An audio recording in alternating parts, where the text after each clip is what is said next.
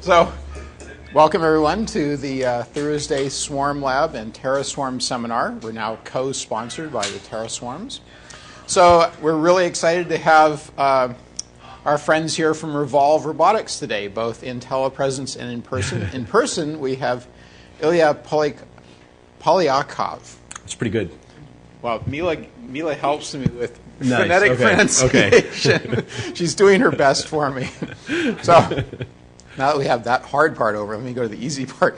Ilya has 15 years of experience in robotics and electromechanical systems development combined to create Kubi, which is our device on the table. As CTO, Ilya is the creative and technical drive behind the product and its development. Prior to Revolve Robotics, Ilya was the key system designer and product visionary at Artificial Muscle Incorporated, where he developed new applications and refined the emerging technology of electroactive polymers with Marcus. Marcus is on the... Or that's our office, but he's in there somewhere. Over his time there, he has provided technical vision and accumulated over 30 patents, most notably several for the first ever commercialized EAP product. What's EAP? Electroactive polymer. Oh, okay. Electroactive. That's the muscle stuff. Oh, very interesting. Okay. His work varied widely from hand-building prototypes, leading product development, and overseeing mass production, handoff to Taiwan and Korea. So the whole chain. Yeah, from napkin sketch to store shelves. Wow, that's pretty impressive. That's a lot of work. Took a few years off my life, probably. Oh, yeah. Prior to Artificial Muscle, Ilya worked in industrial automation, designing and overseeing installs of custom robotic assembly and inspection systems. His robotics career started when he led a team and built robots for the hit television show BattleBots. The series, raising to be ranked number 2 in the weight class. The team was also the first to attract a mainstream beverage sponsor.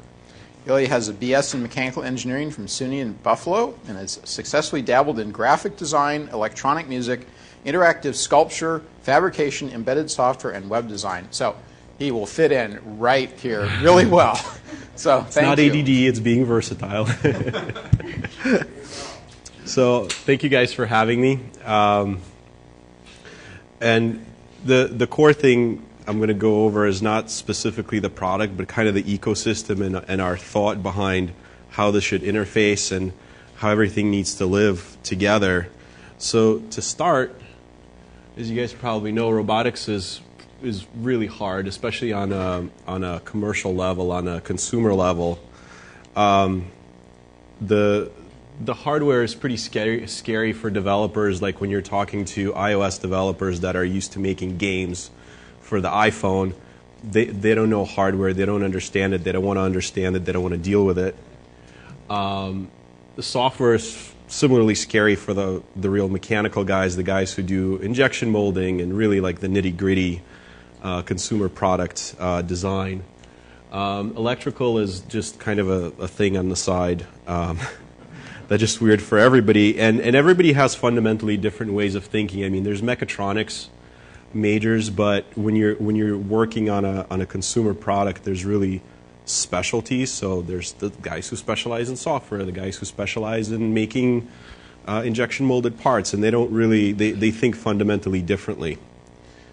And there's really no unified ecosystem to bring them together, and what we are thinking is what we're doing here with tablets and mobile computing is kind of it's the new hope. It's how we can get out of this weird rut that robotics is in.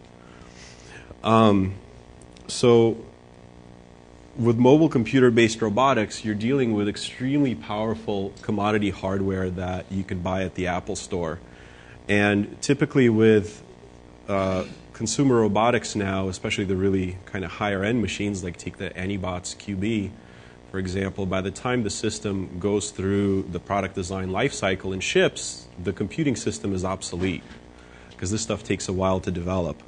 But a new iPad comes out every year or year and a half. It's a very predictable life cycle, and it's a commodity priced piece of really advanced hardware. The user experience is really streamlined. So, for example, connecting Wi-Fi on an iPad, your grandmother can connect Wi-Fi on an iPad. It doesn't require a master's in mechatronics. And it gives us the ability, in the case of developers, to completely abstract out that hardware and really be able to distribute the software. Like there's the ecosystem, there's the app store that lets you update your software immediately. And lastly, there's a huge talent pool of developers. I mean, like any industry gets really jump-started where developers just flock to it. Back in the 90s, it was the internet, and if you knew HTML, you were amazing, and there were just hundreds of thousands of developers doing HTML. Now it's mobile. There's people working on mobile everything. There's just a couple of weeks ago at the launch conference, every new thing, it's a mobile app, or it's a mobile app component to an online service. So everybody's doing mobile, mobile right now. And you basically think of, at that point, robotics as app-enabled hardware or your mobile accessory, just like your Bluetooth speakers, but now instead of a Bluetooth speaker bar, it's a robot that the guy who's writing the code doesn't need to know about. And so what we focused on was telepresence, specifically robotic telepresence. It's a problem both Marcus and I really shared and experienced a lot in our last startup, where we had to travel a lot. Marcus was doing sales and bringing up sales and marketing in teams in Korea and Taiwan and China. And I was running around bringing up production in Korea and Taiwan. And at my industrial automation job, it was you come into work in the morning, you don't know where you're going to be on a plane because you have systems all over the world that you might need to troubleshoot. And a lot of it is not, it's not, you don't need to be there. That's not your problem, that's your problem, and all you had to do was just kind of look over here, and that could have saved you a plane flight. So telepresence was really an interesting thing for us, and plus we wanted to get back into robotics. So we looked at these big telepresence systems that can cost over $100,000, like these virtual wall, really elaborate high-end systems that are great, but not accessible to most people. Even when your company owns them, you may not be able to get time on them because you have to book these rooms in advance. We looked at the roaming robots. This is the double here. Our concept was pretty similar. It was an iPad on a stick that drove around. And when we mocked it up and we priced it out, and we actually worked with contract manufacturers to come up with a bill of materials, we realized it's a $2,000 product. And it's a $2,000 product just because you need stuff to make it move, right? You need batteries, you need motors. There's a certain size battery you need to make a robot run for 10 hours of this size. There's just nothing you can do about that. And actually, the double is priced very similarly. So we talked to a lot of customers, and we did market research and looked at what people really want, and it's the interaction. So it's the ability to look around a room like Marcus is right now, and it's not the driving around. Right now, he's sitting here. Would it help him to be able to drive around? Not really. But 90% of the cost is in that driving around. So we put those two details together, and we came up with a Kubi. We just said, hey, let's just make the neck of the robot. And Kubi means neck in Japanese. And here's kind of Today, a short video product calling video on we the put tablet together. brings you face-to-face with others, so you can be anywhere in the world, from a conference room to the nursery in your home. But until now, video calling on tablets leaves a lot to be desired. We don't feel that that tablet experience is really what people are looking for, that they don't have the control that they need to really interact in remote environments. That's a broken iPad, So imagine if you could actually look around somewhere else in the world, and you control where you look, who you're talking to, and how you interact. It takes the burden off the people on the other side, and it lets you focus on the connection. It lets you be back in touch with the people you're trying to communicate with. So Kubi means neck in Japanese, and it's a robotics stand for tablets that lets you remotely control where you look over the web. The Kubi gives you control of 300 degrees of pan and 90 degrees of tilt, so you're actually in control of the camera and the video feed at the same time. So you can see them, they can see you, anywhere in the room. You can follow the action. It's a really natural experience that actually gets the Kubi out of the way and lets your loved ones enjoy the experience without even knowing it's there. So Ilya and I worked together for 7 years at our last startup, successfully bringing...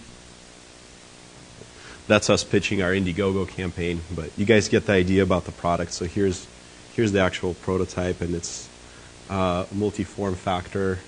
You can stick just about any size tablet in here. What we have on the table is the development kit version of it, which was actually the early stage prototype. And I'll talk more about that prototype right now, and then I'll do kind of a up-close demo of the Kubi. So one of the first things we had to struggle with is the robot to mobile device communication. It's a little weird. There's a lot of ecosystems there, and up until about a year ago, there's really no solid solution to that. Like, for example, within iOS, there's always been the 30-pin connector. It's obsolete now, but even when it was not obsolete, it required the Made for iPod certification to get data through it. That's actually a really complicated process to go through with Apple. It's pretty painful, and it's buried many a startup in the past. And also, there's licensing. So, for example, to get line-level audio from that connector, it's like over $4. So you're paying for the connector, you're paying for the licensing fees, and you have to go through this elaborate process. And then, of course, the iOS Lightning port came out, and that actually buried some of our competitors who were going through the MFI program at the time with a 30-pin connector. Apple couldn't tell them anything about the new connector coming out. New connector came out and says, oh, sorry guys, we don't support that anymore. You have to start all over. Which for the companies meant you need to go get new boards made after you already did your production run, which is pretty painful. A couple of people have done stuff through the hardware port, the headphone port, doing analog like sine waves, and I think there's even a library to do serial, but it's really slow and kind of flaky. Then there's the Bluetooth Classic, but it's really hard to get data out of it. But now, as of a year ago, there's this new thing called Bluetooth Low Energy, and that requires no MFI. There's no licensing. Kind of the rumor mill is that it's such a low bandwidth standard that you can't do damage DRM-wise. You can't really broadcast music through it. You can't rip music. So they just left it royalty-free and left it completely open. Anybody can interface with it without MFI, which is really cool. And then on Android, USB is completely open. Bluetooth Classic is completely open, but it's kind of a weird, hectic environment. But now it also supports Bluetooth LE. So there's these two common standards that are accessible. The hardware for Android is in place. The operating system, the drivers are starting to catch up to the hardware. Question. Yeah. So I think a couple people in this room are also starting to work on Bluetooth for low energy devices. A couple of different contexts, including medical devices. And one question that we in research don't know about, but maybe you have done more due diligence there, is what's the danger of Apple changing their mind and starting 6 months from now saying, oh, sorry, we just forgot to add the licensing to Bluetooth 4, and now we fixed that? Because it's Apple, yeah, that can happen. But it's pretty unlikely, because there's such an ecosystem of devices that it would be super counterproductive, and especially once Android picks up support and all of these devices have even more reason to exist, then it would be like, oh, I'm gonna leave the party because I'm cooler than this, and that's just kind of shooting yourself in the foot. That's kind of how I feel. So we're feeling pretty cozy about it. And like I said, the rumor, and take it for what it is. It's such a low bandwidth standard that there's really no DRM or kind of media licensing to be gained from it. So you think the restrictions were actually put in place because of concerns of DRM and not the goal of extracting more value from accessories? Kind of, but then also if you look at Bluetooth 4.0, as a standard, right? It's designed to send short bursts of data every couple of milliseconds or seconds, whatever you set it to. So you can't really like stream music with that. It's not like that was put in place. That was put in place because of the low energy aspect of it.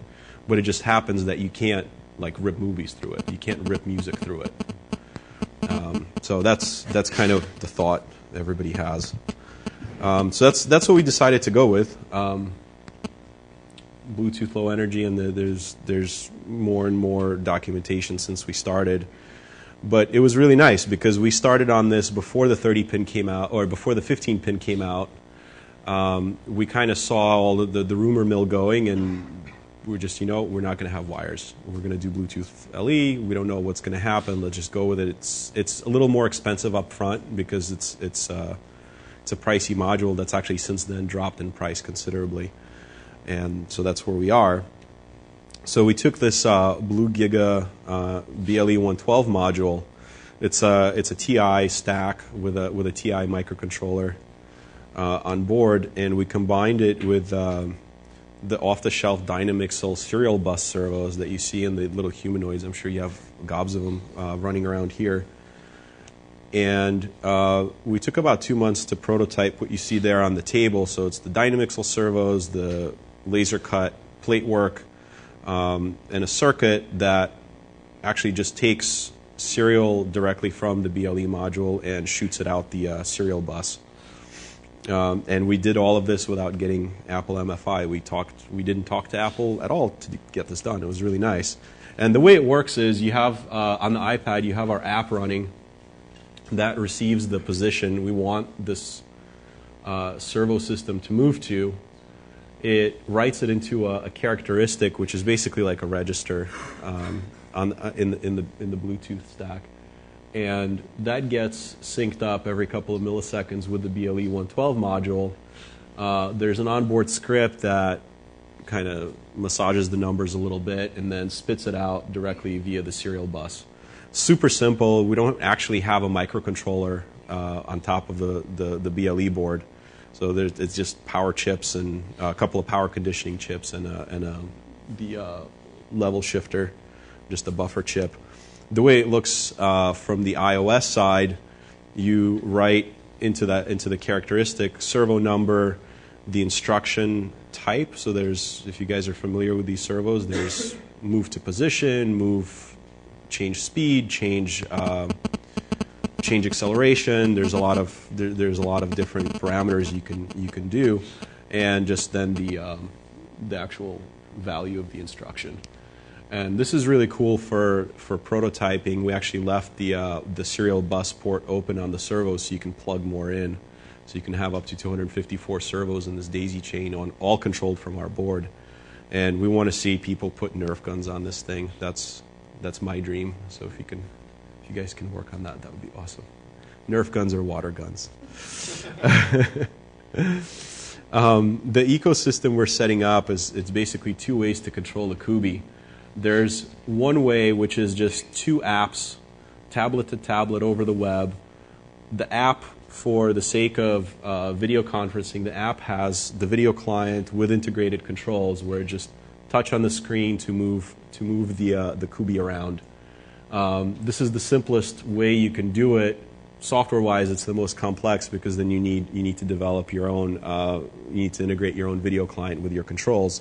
The other way we're doing it, and this is how the system functions now, we actually have a web infrastructure where you log into a web browser in one window, you use any existing video chat service that works on iOS in parallel with it, and you connect that way. So a lot of times we'll use our phones. We'll load this web browser control on our phones and use FaceTime from a tablet. That's probably what Marcus is doing right now. And the way that one works is we have a web UI running on an Amazon server that takes your position commands, shoots them out through Apple's push notification service. That's the same service that gets you your text messages. And that goes directly into our Kubi app and then gets spit out through Bluetooth to our servos. So we're kind of using all these off-the-shelf modules, right? Like the web UI, that's super simple. The Amazon Web Services, super scalable, off-the-shelf server platform. APNS is, Apple spent a lot of time developing this service to go through firewalls, to go through wherever you may be. It's a really robust service, and we're just using it to control a robot, which is pretty nice.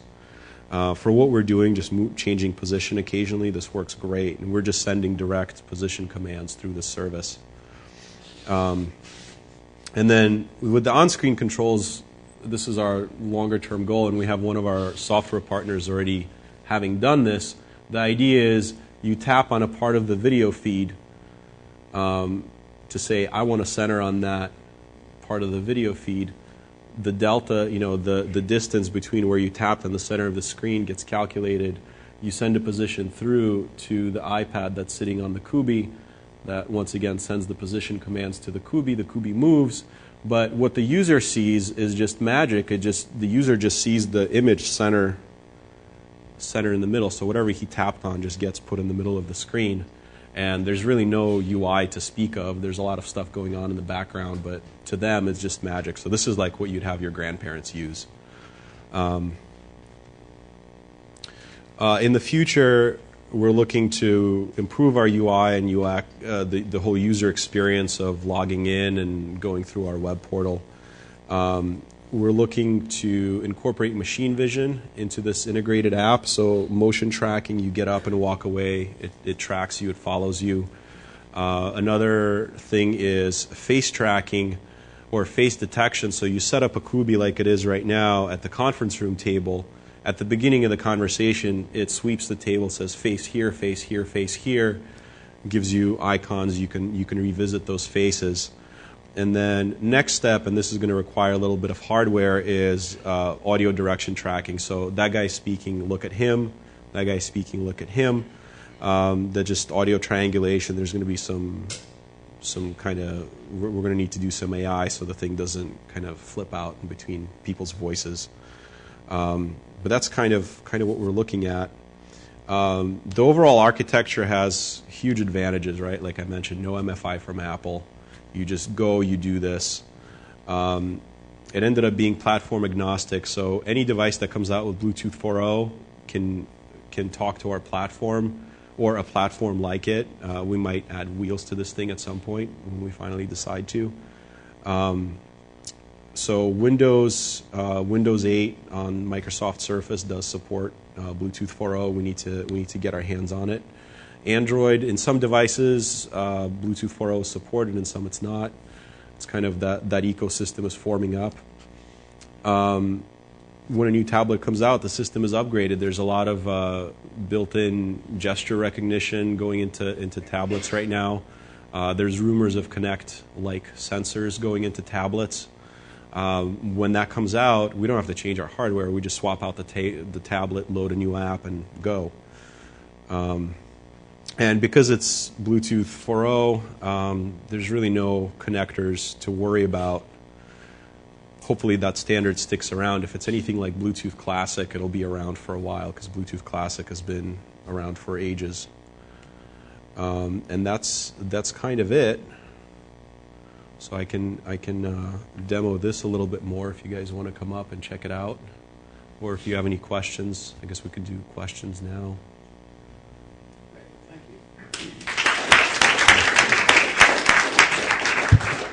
So questions? Yeah. Edward. You said you could daisy chain other devices on the serial link. Other servos, yeah. How is there a connector there that? Yeah, there is. So if you look at the servos, each servo has 2 ports. Mm-hmm.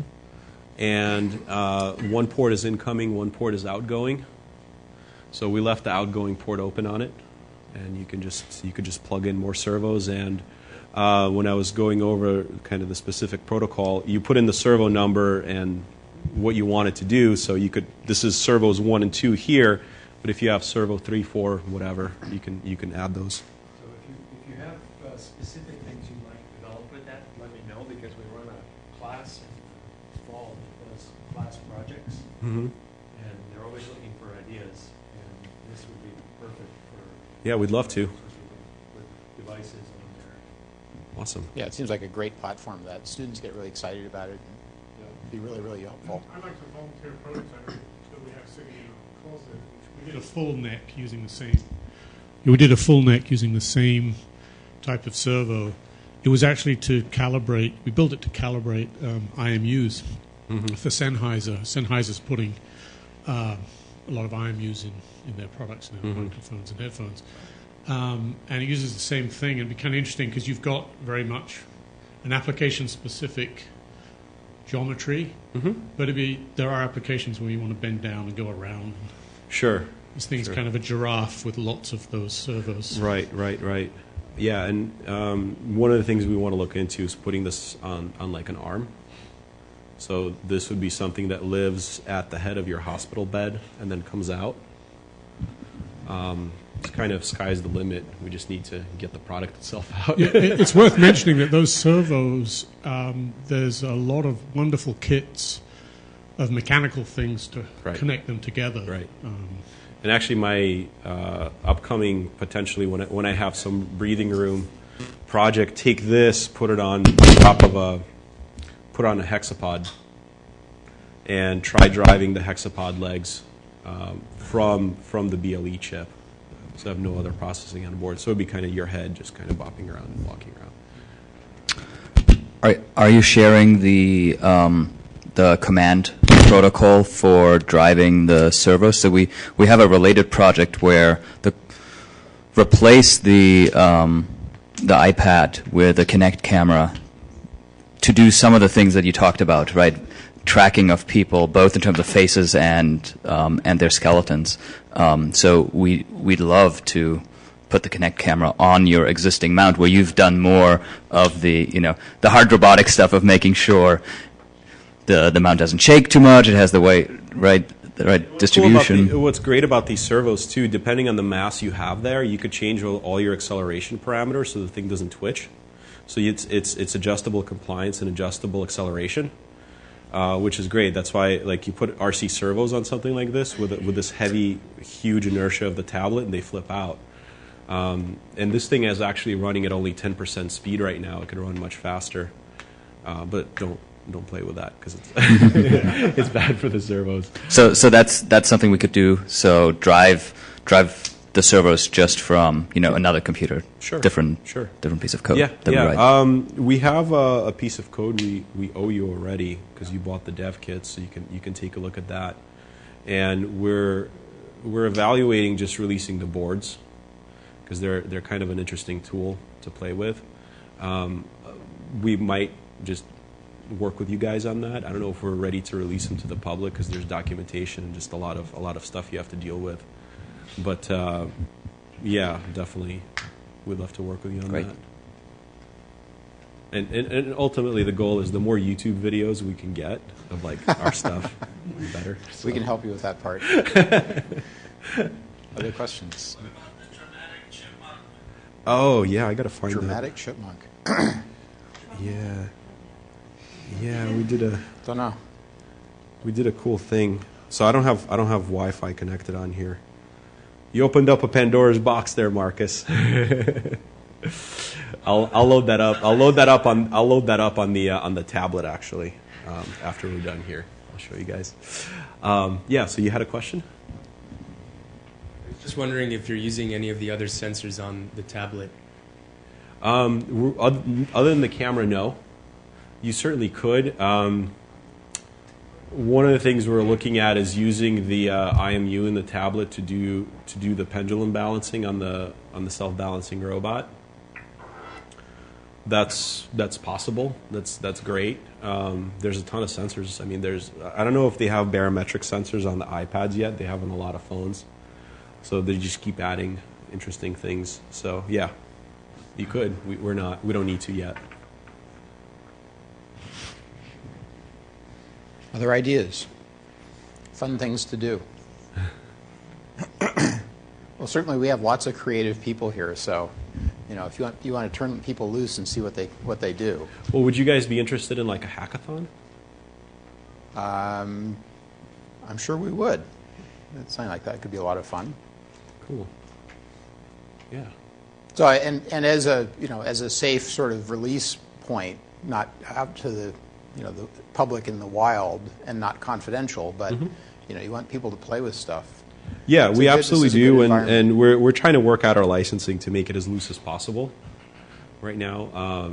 So the main thing we want to make sure is once people start selling the apps, we want to get licensing royalties from that. But up to that point, we don't really.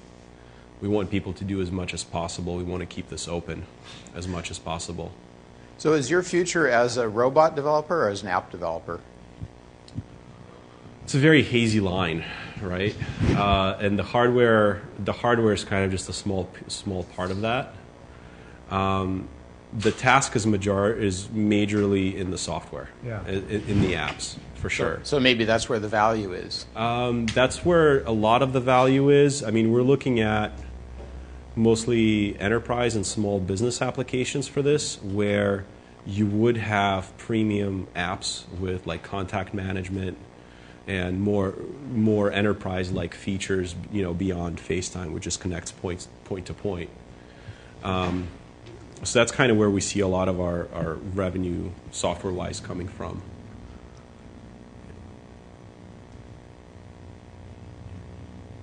Anyone else? Anybody else? This is your golden opportunity. No? Okay, well, thank you again. Cheers. Thank you, guys.